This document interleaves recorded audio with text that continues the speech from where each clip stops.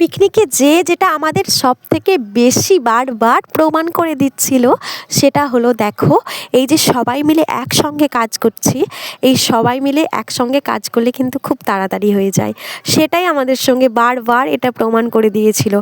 সবাই মানে বুঝতে পারছিল যে একসঙ্গে কাজ করলে কতটা তাড়াতাড়ি হয়। দেখো ওখানটার মধ্যে আমাদের সবথেকে আগে রান্না কমপ্লিট হয়েছে। তো দেখো এদিকে আমি ভাতটা বসিয়ে দিয়েছি আর সবাই মিলে সবজি কাটতে ব্যস্ত। আর এদিকে আমার বরমশাই এসে বলছে, দাও আমিও তোমায় হেল্প করে দিই। তো জানো তো, আমার বরমশাই না খুব ভালো রান্না করতে পারে।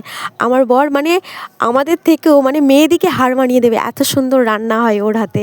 তো সব রকম রান্না করতে পারে। একবার ওর হাতে চিকেন কষা খেয়েছিলাম, এত টেস্টি, ধারণার বাইরে। তো ও আমাকে সাহায্য করে দিচ্ছে। আর এদিকে তো সবাই আছেই তার জন্যে সাহায্য করার। আর আমাদের মেনুতে আজ মানে ছিল বাঁধাকপি, আর দু রকমের মাংস ছিল, চিকেন আর মাটন, আর ছিল চাটনি, পাঁপড়, সন্দেশ।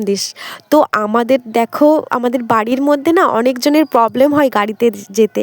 তা গাড়িতে যাওয়ার সময় অনেক শরীর খারাপ বাঁধিয়ে ফেলেছে, তাই ওখানে যেয়ে আর সেরকম কিছু খেতে পারেনি।